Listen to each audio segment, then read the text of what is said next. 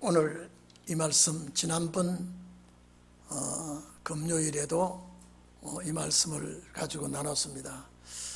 가장 중요한 것은 율법시대는 영적인 말씀이 없어요.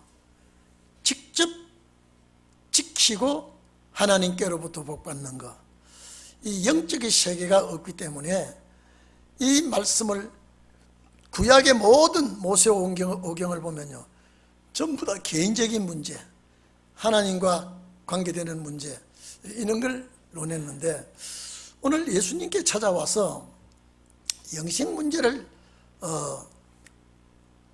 질문을 하는 이 부류의 사람들은 이방인이 아니고 하나님의 백성이에요.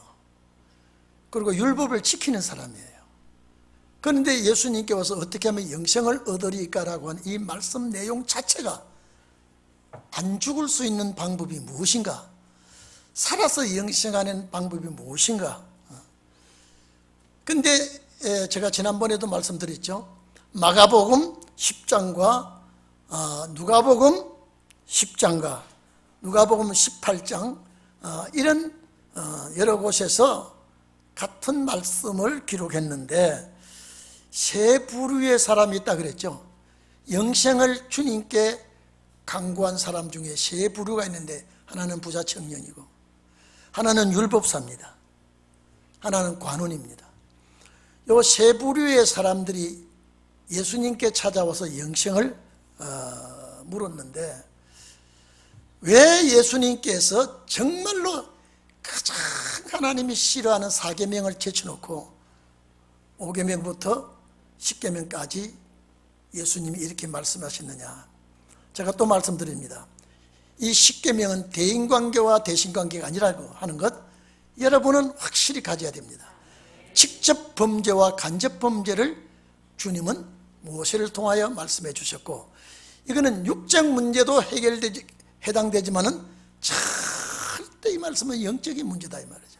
그래서 이 부자 청년이나 관원이나 율법사나 다 이 일반 보통으로 사는 사람이 아니에요. 아주 재물이 많은 사람, 아주 지도자 계급에 있는 사람, 이런 사람들에게 예수님께서 4계명 딱 띄워놓고 또 5계명, 6계명, 7계명 이렇게 순서대로 하지 않냐고 바로 살인하지 말라고 하는 이 자체가, 주의 종들은, 가리키는 자는 육은 죽이지 않아도 영은 얼마든지 죽일 수 있다는 것을 주님은 염두에 두고 말씀을 했습니다. 나 외에 다른 신을 두지 말라. 나 외에 다른 신을 두지 말라.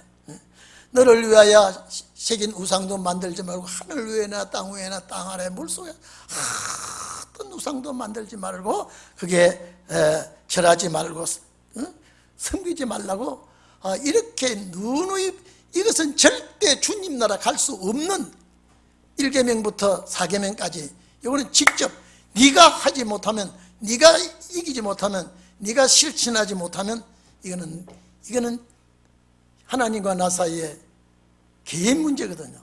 개인 문제입니다. 그렇기 때문에 오늘 여기에 바로 하나님의 백성을 죽일 수 있는 것은 영적으로 직접 범죄가 아닌, 내가 얼마든지 간접적으로 남을 죽일 수 있습니다. 영적으로 파괴할 수가 있습니다. 그래서 살인하지 말아라. 여러분, 마가복음 10장하고 누가복음 18장에 보면요, 여기 본문에는 내가 모든 것을 지켰사오니라고 하는데, 마가복음 10장 17절 이하나 누가복음 18장 18절 이하는 내가 어려서부터 지켰습니다라고 했습니다. 어려서부터 지켰습니다.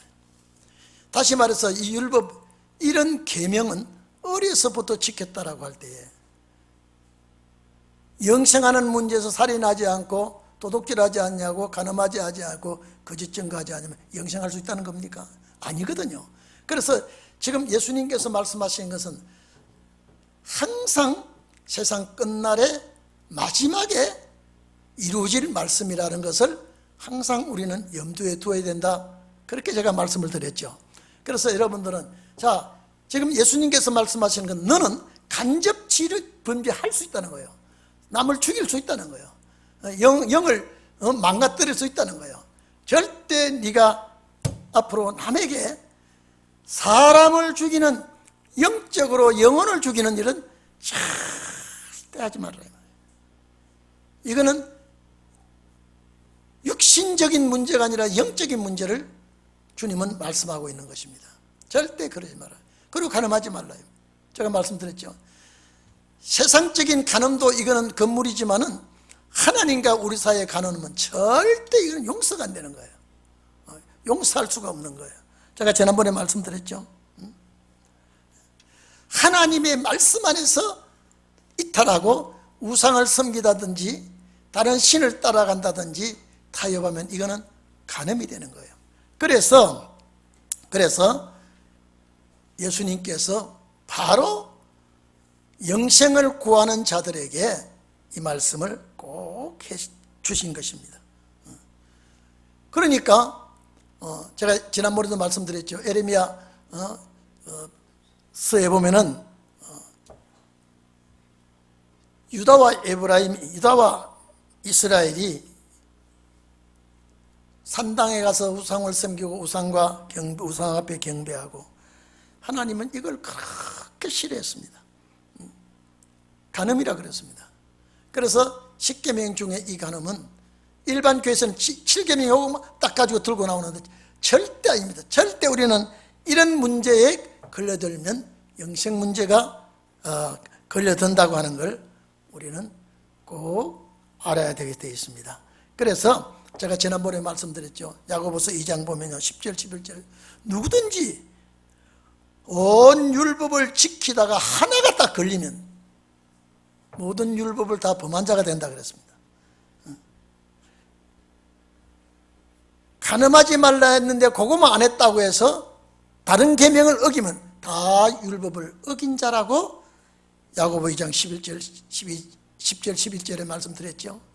그렇기 때문에 이 문제는 육적 문제를, 10계명은 주님 나라 갈 때 영생하고자 하는 사람은 절대 이 문제에 하나님과에도 우리 신앙의 지조를 지키고 하나님의 말씀에 대해서 살리는 일을 해야지 그 영이 죽이는 일을 해서는 절대 안 된다. 그리고 도둑질 하지 말라 그랬죠. 자, 부자 청년이 왜 남의 것 도둑질 합니까? 도둑질 안 합니다. 왜 남의 것 내가 훔쳐옵니까? 또 계명을 어릴 때부터 지켰다 그랬는데, 그러나 주님 오실 때 신혼의 날이 오면은 안식일을 도둑질할 수가 있습니다. 11조 도둑질할 수가 있습니다. 그거는 부자 청년이라도 이거는 범할 수가 있습니다. 그러니까 주님 오실 때에 절대적으로 안식일 문제, 11조 문제는 철두철미하게 지키도록 해라. 그 다음에 이제 오늘 말씀드릴 것은 이제는요, 내 이웃에 대해서 거짓 증거하지 말라 그랬습니다. 내 아파트에, 내 주택의 앞집, 뒷집, 옆집 이웃 아니에요. 여기에 이웃은 프레시온입니다. 우리 주님을 바로 소개하고 알려야지 우리 주님에 대해서 거짓 증거는 말씀 거짓 증거입니다. 이거는 절대 안식을 얻을 수가 없다. 자, 여러분, 이웃에 대해서 거짓 증거, 이건 일반 교회에서 이런 자세하게 알려주지는 않습니다. 10계명에서 간접범죄에 대한 것은 말도 하지도 않습니다. 우리에게서만이 이 말씀을 하고 있고 여러분이 듣고 있는 것입니다. 여러분, 이웃에 대해서 거짓 증거, 하나님의 말씀, 이분이 주님입니다. 요한복음 1장 14절 이하에 보면은 말씀이 사람이 되어서 육신이 되어서 이 땅에 왔다 그랬죠. 그래서 이 말씀을 내가 내 마음에 새기고 말씀을 먹는 것은 그리스도를 먹는 거라 그랬거든요. 그런데 이 말씀에 대해서, 그리스도에 대해서, 주님에 대해서 바른 말씀을 전하지 아니하고 성경대로 전하지 아니하면 이웃에 대해서, 주님에 대해서 거짓 증인이 됩니다. 여러분, 천사 타락 자꾸 이거 우기면 거짓 증인이에요. 그러니까 자기들이 거짓 증거를 하고 있는 줄 모르고 있다니까요. 모르고 있다니까. 노아 방주 150년 지었, 120년 지었다고 말하면 성경 그렇게 되어 있지 않거든요. 그러면 그걸 말하면 주님에 대해서, 말씀에 대해서 뭐 하고 있다? 거짓 증거하고 있다 이 말이에요. 그래서 하나님의 말씀에 대해서, 거짓 증거에 대해서 정말로 우리는 주님에 대해서 정확하게, 말씀에 대해서 정확하게 증거를 해야 바른 증거지, 그 증거를 바로 증거하지 못하면 거짓 증거가 된다니까요. 여러분, 계시록 6장 1절에 흰말이 있는데 면류관을 받았습니다. 그리고 나가서 이기고 또 이기기로 하더라. 그 흰말은 적그리스도라고 지금 목사들이 얼마나 말하고 있습니까? 거짓 증거예요. 거짓 증거예요. 그 흰말 자체가 예수 그리스도의 역사를 우리는 말하고 있거든요. 희다는 단어 전체가요, 사탄이나 어두운 데 마귀에게 희다는 단어가 안 들어가 있어요. 전부 다 희다는 단어는 주님에 대해서, 말씀에 대해서 희다는 역사를 하고 있고, 그리고 면류관을 가지고 면류관을 받았다 그런데 이 면류관 자체가 황금 면류관이 아니라 월계관이거든요. 월계관이요. 스테파논이거든요. 그러면 이기고, 그냥 기독교의 역사는 1차 승리와 2차 승리가 있다고 하는 거죠. 자, 그러면 그 흰말 탄자가 계시록 19장에 보면 백마 탄자가 나오는데, 백마 흰말 똑같아요. 충신과 진실로 이 땅에 와서 불의와 더불어 싸워 이긴다고 그랬거든요. 그러면 그 말씀을 바로 전가하지 못하면 자기도 모르는 사이에 거짓 증거가 되고 있다 이 말이에요. 그래서 분명히 이웃에 대해서, 주님에 대해서 거짓 증거는 그 나라 갈 수가 없다 이 말이에요. 그래서 요한계시록에 말씀했죠. 이 예언의 말씀에서 가감하면 안 된다. 이 예언의 말씀에 덜하면 천국의 축복을 빼버리고요, 더하면 재앙을 더해버리겠다. 그래서 그리스도에 대해서 정확하게 알려주는 것이 참 증거지 거짓 증거가 아니라는 거예요. 여러분이 법정의 거짓 증거 그렇게 보면 안 된다 이 말이죠. 그러면 산골, 심심산골에 사는 사람이 법정도 모르고 아무것도 모르고 저 땅만 파고 살아가는 사람이 무슨 거짓 증거를 하겠습니까? 무슨 살인을 하겠습니까? 이건 전부 다 육적으로 보면 안 되게 돼 있다니까요. 말씀 자체가 다 그렇습니다. 여러분, 아멘이죠? 이 아멘 해야 돼. 이 아멘 해야 돼요. 아멘 해야 된다 이 말이죠. 그래서 제일 간접 범죄는, 직접 범죄는 말할 것도 없고, 직접 범죄는 말할 것도 없고, 간접 범죄를 내가 저리 지으려면 영생하지 못한다. 이 말은 부활 아니라, 부활을 말하는 게 아니에요. 이 부자 청년, 이 또 누굽니까? 관원 율법사, 이 사람들은 하나님의 백성의 율법을 지킨 사람이에요. 만약에 이 사람들이 죽는다면요, 예수 그리스도를 부인한다고 그러면 낙원에는 못 가겠죠. 그러나 그에게도 십자가 피가 전달이 되면 무궁색의 부활은 되는 거예요. 근데 제일 먼저 어떻게 영생을 하겠느냐? 어떻게 해야 영생을 하겠느냐? 영생을 얻을 수 있나? 이건 지금 이 부자 청년이나 율법사나 관원이 예수님께 질문했지만은 그 질문의 대답은 우리가 해당된다는 말이에요. 이해되십니까? 우리가 해당되는 거예요. 여러분이 해당되는 거예요. 그래서 이제 우리는 성경대로 증거가 되면 바른 증인이 되지만은 성경대로 대답을 못하면요, 엉뚱깽뚱한 소리를 하게 되면요, 이는 거짓 증인이 되는 거예요. 내 보물을 하늘에 쌓아두라, 헌금마이 하라고 하면 이건 거짓 증인이 되는 거예요. 보물 자체는 예수 그리스도니까. 땅에 두면은, 보물을 땅에 두면요, 내가 예수를 믿은 것 때문에 잘 돼야 돼요. 내 아들이 공부를 안 해도 대학교 가야 돼요. 사업은 실패가 안 돼야 돼요.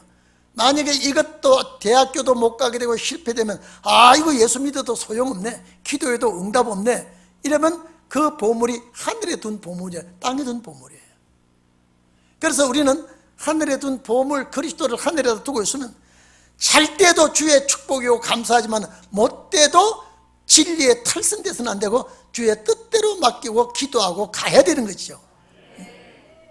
그래서 증거를 잘 해야 하나님 앞에 인정을 받지, 증거를 잘 못하면 하나님 앞에 책망을 받게 되고 영생하는데 문제가 된다는 것을 우리는 알아야 되게 되어 있습니다.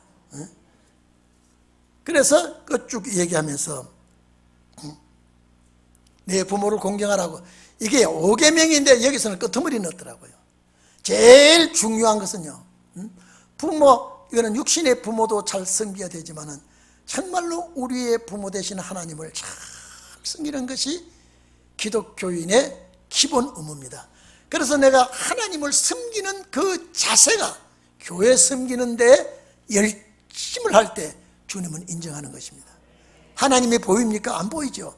하나님이 계시는 전에, 또 하나님이 역사하는 말씀에 사자에게 내가 정성껏 선한 일에 힘쓰고 하나님의 뜻에 열심하고 섬길 때 이것은 하나님께서 인정하는 것이 되는 것입니다. 그래서 부모를 공경하라 하면서 여기에요, 제가 지난번에 말씀드렸죠. 이 예수께서 이거는 내가 다 지켰는데 무엇이 아직도 부족합니까? 라고. 자, 그러면 이 부자 청년이나 관원이나 율법사가 영생에 자신 있죠, 이제. 예수님께서 자, 살인하지 말라, 살인 안 했거든요. 자, 도둑질하지 말라, 안 했거든요. 가늠하지 말라, 안 했거든요. 거짓 증거하지 말라, 안 했거든요. 영생할 수 있어요, 없어요? 자, 예수님께서 말씀하신 대로 하면 영생할 수 있어요, 없어요? 영생할 수 있죠. 그러니까 이분이 그거는 나 다 내가 어릴 적부터 지켰으니 그러면 영생할 수 있는데 아직도 부족한 게 뭐 있냐 이랬다면 이 사람이 영생의 자신을 가질 수 있다 이 말이죠. 그렇지 않습니까? 그런데 신약시대에 이 예수님이 하신 말씀을 보면은 전혀 이거는 도덕적으로 육체적인 범죄가 아니란 말이에요. 도덕적인 문제가 아니라 이 말이에요.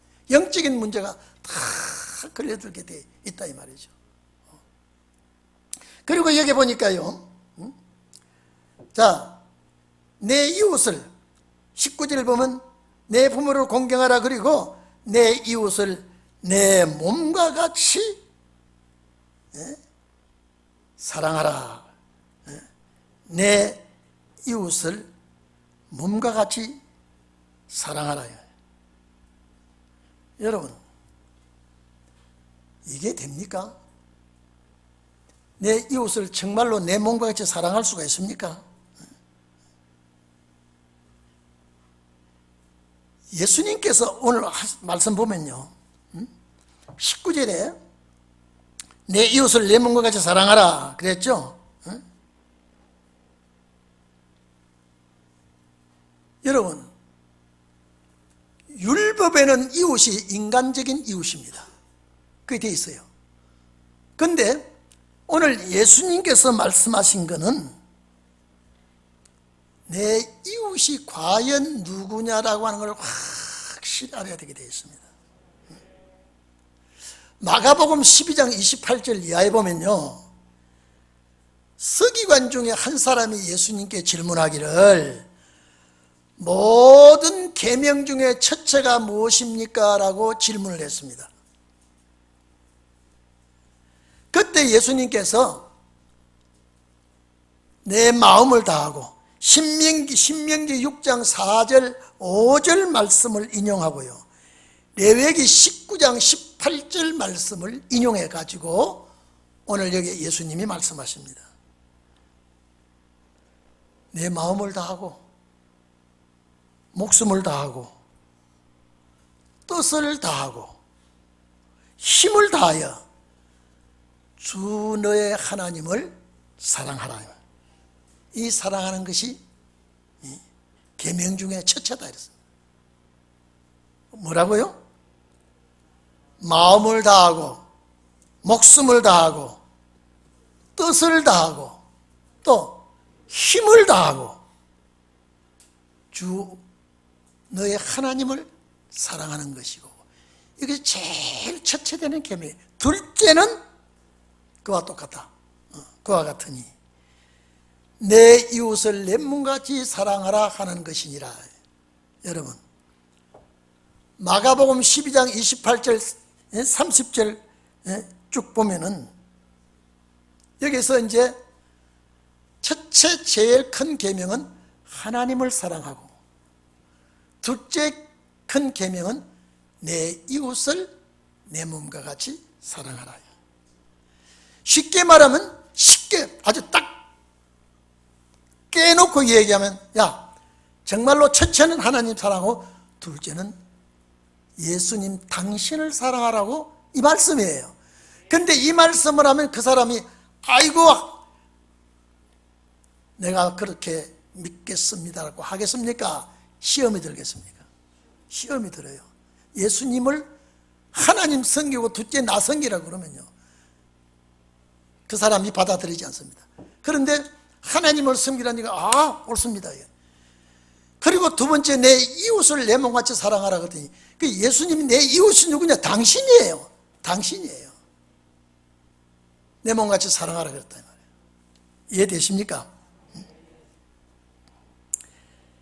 이에서 더 큰 계명이 없다. 이에서 더 큰 계명이 없느냐. 우리가 예수님께서 하신 말씀은 첫째 하나님을 사랑하고, 둘째 이웃을 내 몸같이 사랑하고, 33절에 보면요, 누가복음, 마가복음 12장요, 마음을 다하고 지혜를 다하고 힘을 다하여 하나님을 사랑하는 것과 또 이웃을 제 몸과 같이 사랑하는 것이 전체로 모든 번제로 드리는 제물보다, 기타 제물보다, 번제로 드리는 모든 제물과 기타 제물보다 나으니라 그랬습니다. 뭐가 제일 큰 계명이에요? 하나님을 섬기, 힘과 정성 다하고 뜻을 다하고 목숨을 다하고 하나님을 사랑하는 것이 첫 번째 계명이고, 그리고 두 번째 계명은 내 이웃을 사랑하는 것이다. 마음을 다하고 지혜를 다하고 힘을 다하여 하나님 사랑하는 것과 내 이웃을 자기 몸과 같이 사랑하는 것이 전체로 드리는 모든 제물보다 나으니라. 그래서 이 이웃이 과연, 그래 신약 시대에 와가지고는 구약의 그 말씀을 끌고 와가지고 이 이웃이 과연 프레시온이라고 하는 이 이웃은 예수 그리스도 당신을 말하는 거예요. 그래서 신약 시대에 이제 이웃을 말할 때 프레시온이라는 이웃을 말씀하시고 또 게이톤이라는 이웃을 말했다. 게이톤은 우리 이웃이에요. 우리가 보통, 그리고 프레시온이라 그러면 우리가 보통 일반 프레시온도 사용되지만은 주로 예수 그리스도를 나의 이웃으로 생각하는 거예요. 그러니까 예수님이, 자, 그 사람이 알아들었을까요? 못 알아들었을까요? 예? 자, 예수님께서 이 말씀 하신 거, 자, 알아들었을까요?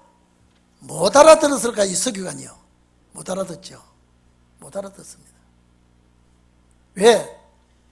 이거는 신약시대에 하나님과, 다시 말해서 하나님과 성부와 성자는 동일하게 사랑해야 된다는 거예요. 실제 우리가요, 아무리 이웃을 사랑한다 그래도요, 자신의 몸과 같이 사랑 못합니다. 예? 사랑할 수 있어요? 자신의 몸까지 사랑할 수 없어요. 그런데 주님이 우리를 위해서 생명을 바쳐서 희생해서 온전히 죽어줬기 때문에 우리도 주님을 위해서 정말로 이 사랑은 쏟을 각오를 해야 된다 이 말이야. 예? 우리도 주님을 위해서 이렇게 사랑할 수 있는, 나 자신의 몸과 같이 사랑할 수 있는 그런 각오를 가질 수 있을 수는 있어도, 육신적으로 내 아파트 앞집이나 아랫집 웃집 자기 몸과 같이 절대 사랑이 안 됩니다. 될 수가 없는 거예요. 할 수가 있다면 하나님과 예수 그리스도의 사랑 외에는 이 사랑이 될 수가 없는 거예요. 그래서 마태복음 10장, 죄송합니다. 누가복음 10장에 이웃에 대한 설명을 비유를 들어서 해주는 거예요. 이웃에 대한 설명을 비유를 들어서요. 예? 누가복음 10장 30절에서 37절까지 쭉 보면은, 자, 세 사람이 나오지요. 거기도 세 사람이 나옵니다. 하나는 제사장이 나오고, 하나는 레위인이 나오고, 하나는 사마리아인이 나옵니다. 어떤 사람이 예루살렘에서 여리고를 내려가는데, 이건 이웃에 대해서 지금 주님이 설명해 주는 거예요. 어떤 사람이 예루살렘에서 여리고를 내려가다가 강도를 만났어. 여러분, 실제요, 그 유대 광야에는 강도들이 옛날 예수님 당시에 자주 출몰했다 그래요. 예수님 비유가 그 당시에 일어난 사건을 가지고 주님이 비유를 이렇게 말씀하셨는데, 강도를 만나 그만 죽게 됐어요. 그만 죽게 됐는데 제사장이 보고 그냥 지나가 버렸습니다. 왜 지나갈까요? 혹시 그 강도가 숨어있다 나한테 덮치면 어떻게 해요? 잽싸게 지나가 버렸습니다. 그 다음에 성전 봉사하고 살아가는 레위인이 그 앞을 또 지나갑니다. 레위인도 역시 살리려고 하는 마음은 안중에도 없고 그냥 잽싸게 빨리 지나갔습니다. 세 번째 사람이 누굽니까? 가장 인정받지 못하고 멸시받고 정말로 욕하고 핍박하고 조롱하고 이런 사람 대접받지 못하는 사마리아 사람이 지나가다가 강도 만난 사람을 보고 그냥 지나가지 아니하고 그 사람에게 포도주를, 이는 상처를 치료하는 방법입니다. 포도주를 발라 치료를 하고 자기가 탔던 나귀에 태워서 주막에 갑니다. 주막에 가서 주막 주인에게 강도 만난 자를 맡깁니다. 여러분, 예수님께서 제자들에게 강도 만난 자의 가장 친한 친구가 이웃이 누구냐? 이웃이 누구냐라고 하니까 그 제자들은 강도 만난 자를 도와준 사마리아 사람이 이웃이라 그랬거든요.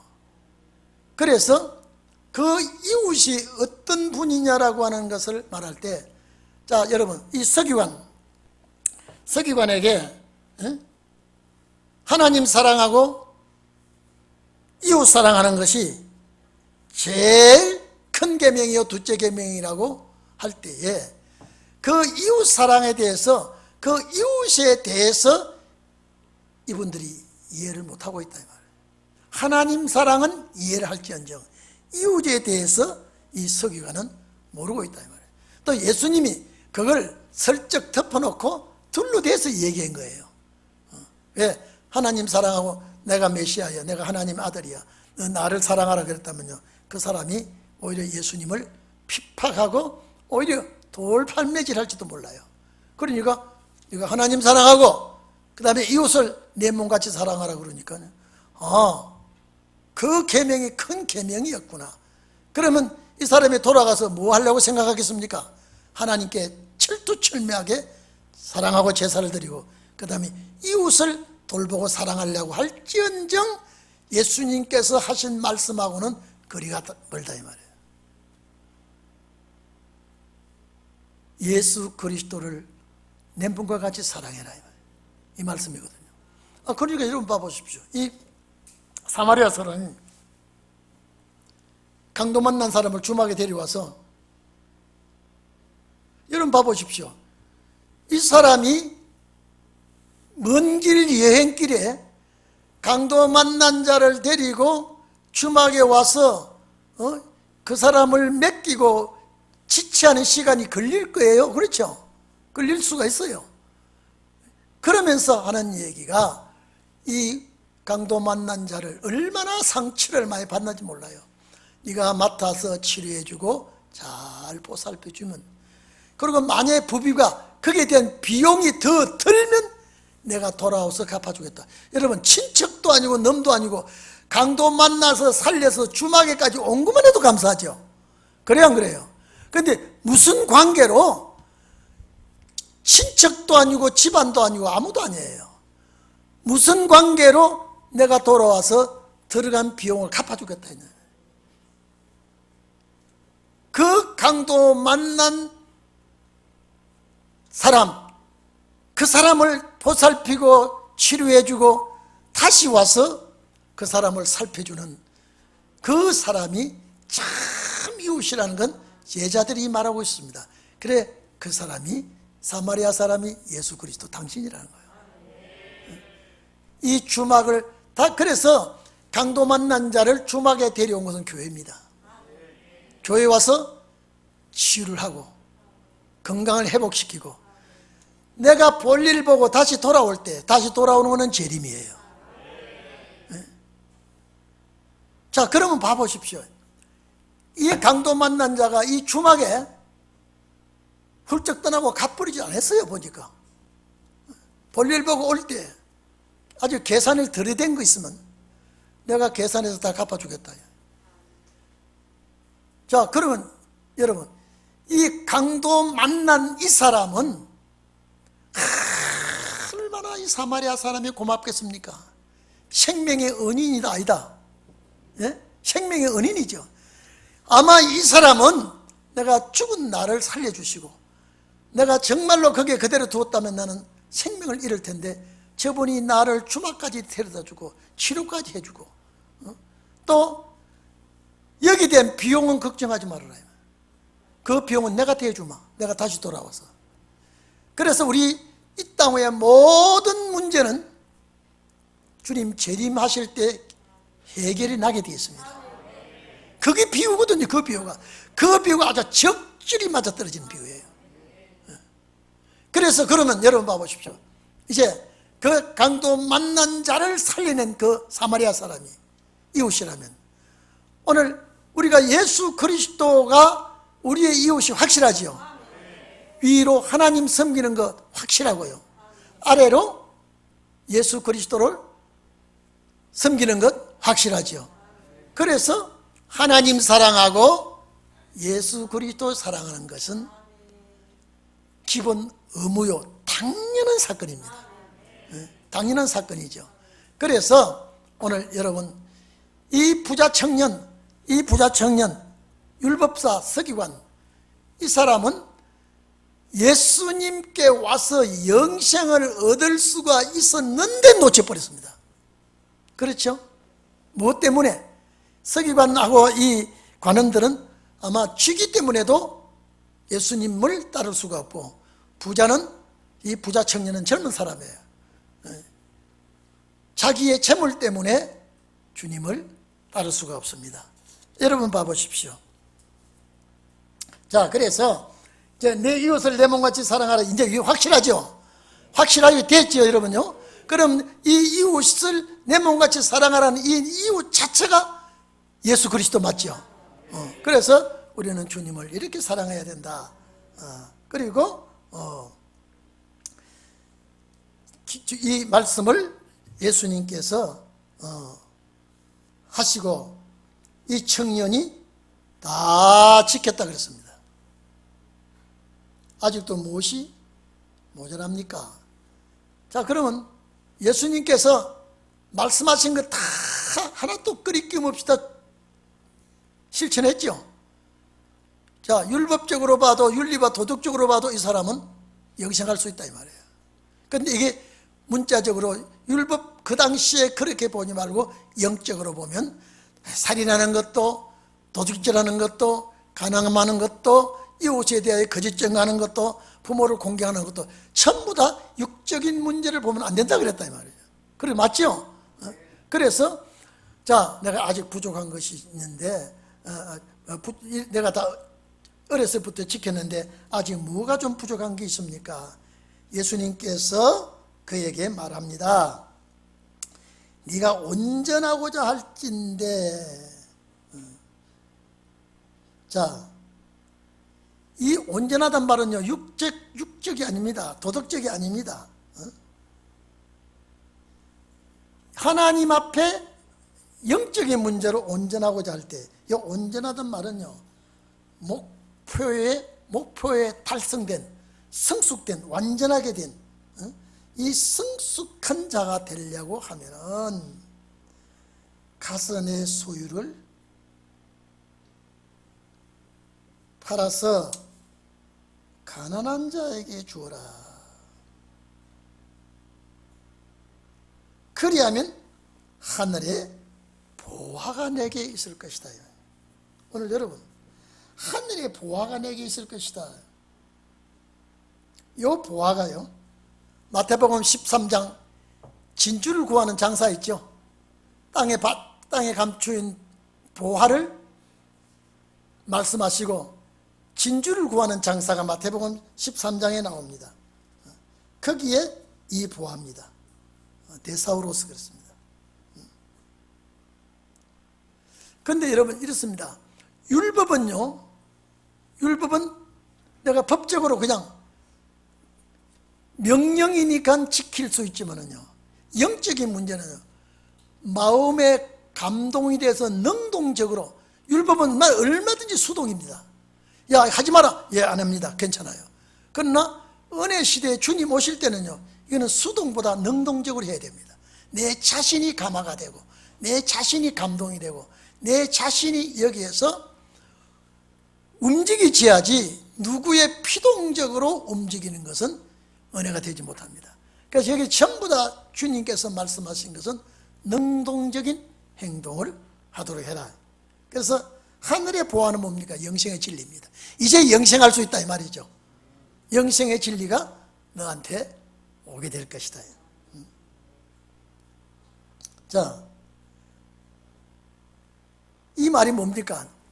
그러면 재산을 다 팔아서 너는 거지같이 살고 이렇게 하라는 것이 아니라 목적을 주를 위해서 살도록 하라 이 말이에요. 너 목적 자체가, 네가 가지고 있는 재물 자체가 너를 위해서 살려고 하지 말고 주를 위해서 살도록 해라. 그러면 하늘의 보화는 진리입니다. 영생의 진리가 내게 있을 것이다. 그리고 와서 나를 쫓으라. 자, 이제는 여러분 삭개오가 이렇게 된 겁니다.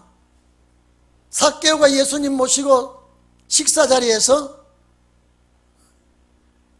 너무나 감격하니까 재산 절반 떼어냈죠. 그리고 만약에 내가 토식한 게 있으면 4배나 갚겠습니다 그랬죠. 재산을 뚝 떼어서 주를 위해서 서도록 해버렸습니다. 삭개오가 거지같이 살아가는 게 아니거든요. 그래도 삭개오는 돈 있는 사람인데 예수님을 영접했어요. 보화가 이 집에 왔어요, 안 왔어요? 보화가 뭡니까? 이 집에 구원이 이르렀다 그랬습니다. 비록 삭개오가 영혼 구원이지만은 이 집에 구원이 왔다 그랬습니다. 제가 지난번에도 말씀했죠. 마태복음 27장에 아리마테 요셉 부자입니다. 그 관원입니다. 그가 넉넉하게 잘 사는 사람인데 이 아리마테 요셉이 하나님 나라를 기다리고 있는 사람이라고 그랬습니다. 여러분, 하나님 나라를 기다리고 있는 사람이라면 천국을 사모하고 있는 사람이에요.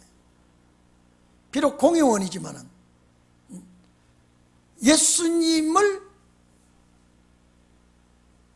십자가에서 내려서 자기가 판 쇠무덤에 장사까지 지냈습니다. 어떻게 생각하면 3년 동안 주님 따라다닌 제자보다 낫죠? 그렇지 않습니까? 왜? 솔선수범한 아리마대 요셉이니까. 그러니까 저 뒤에 나옵니다마는요, 천국은 어떤 사람이 가느냐? 세상에 힘들고 어렵고 하늘나라를 사모하는 자들이 가지, 이 땅이 천국같이 사는 사람은 하나님 나라를 사모하지 않습니다. 사모하지 않는 이유가 여기서 평화롭게 행복하게 사니까. 그러나 여러 가지 시련과 연단과 여러 가지 문제들이 나에게 겹쳐오면요, 주님의 나라를 사모하게 되는 거예요.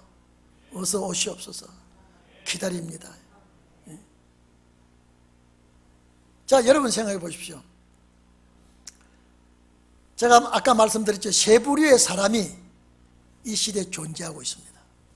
많이 존재하고 있습니다. 그들에게는 하늘의 보화가 올 수가 없습니다. 왔다가 돌아가 버렸습니다. 놓치고 맙니다.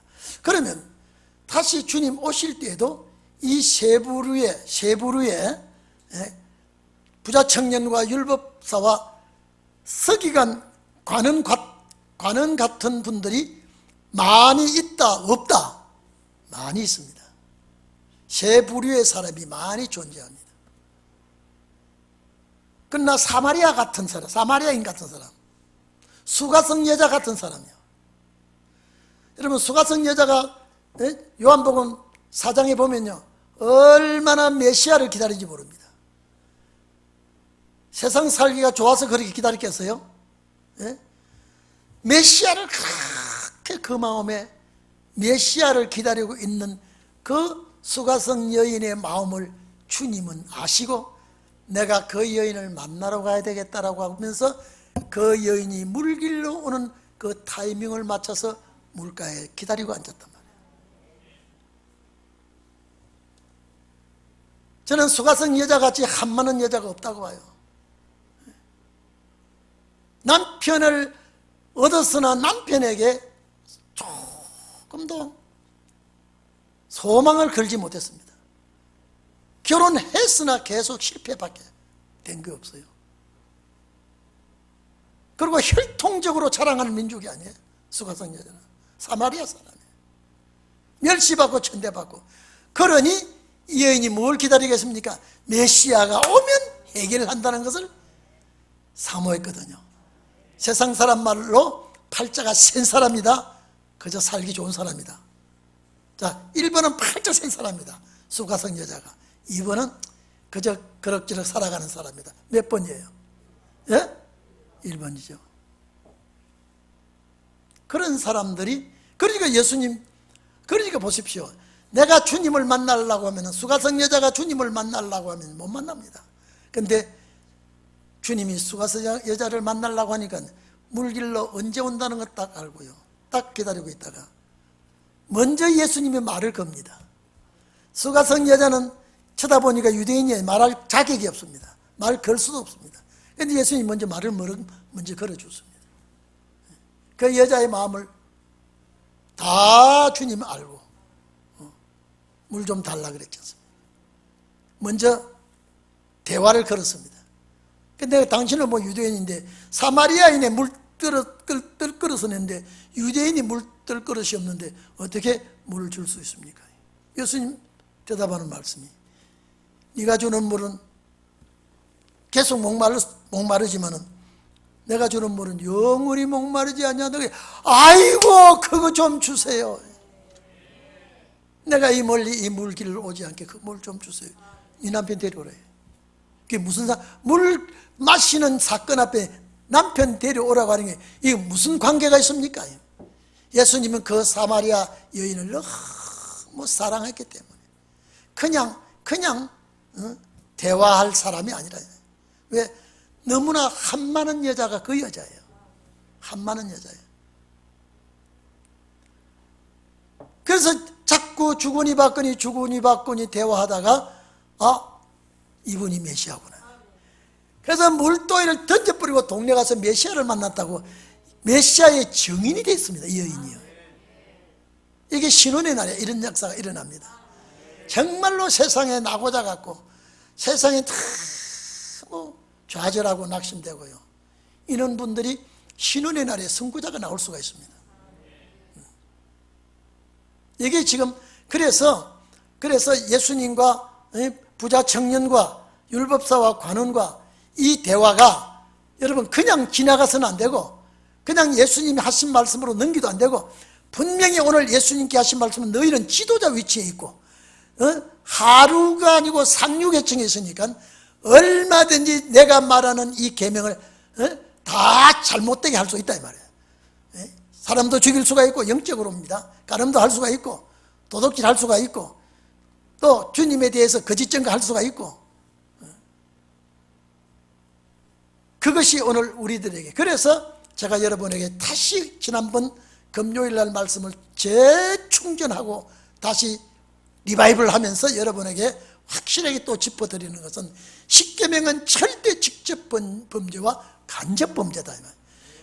직접 범죄는 누구 말릴 필요 없이 나와 주님과의 범죄 상황이지만, 이 간접 범죄는 내가 얼마든지 남에게 죄를 짓게 하고 남에게 천국에 못 가게, 영생 못하게 할 수 있는 간접 범죄가 얼마든지 내게서 나갈 수가 있다 이 말이죠. 그걸 강조한 것이라는 걸 알고, 제가 전에 말씀드렸죠. 나는 이것이 주님께서 그냥 십계명을 가지고 이렇게 말한 줄 알았더니, 어느 날 갑자기 네가 성경을 똑똑히 좀 보고 예수님이 이 영생 문제를 앞에서 사계명까지 왜 말 안 한 것이, 그러면 그거는 무시해도 된다는 말이냐. 거기서 제가 아이고 주님, 제가 잘못했습니다. 잘 못 가르쳤습니다.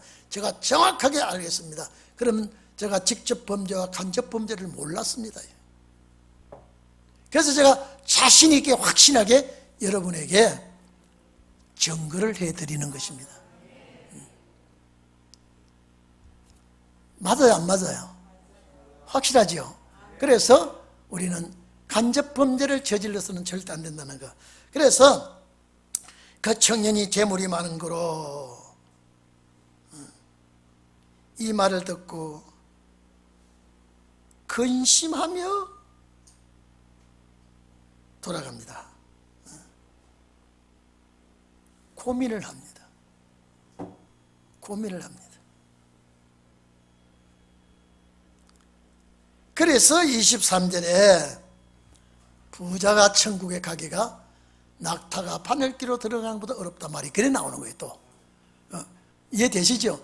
요 문제는 이제 돌아오는 금요일 날 이제 구원 문제를, 지금 계속 영생 문제입니다. 지금요, 영생 문제를 우리는 잘 쟁취하시는 여러분이 되기를 바랍니다. 기도하겠습니다.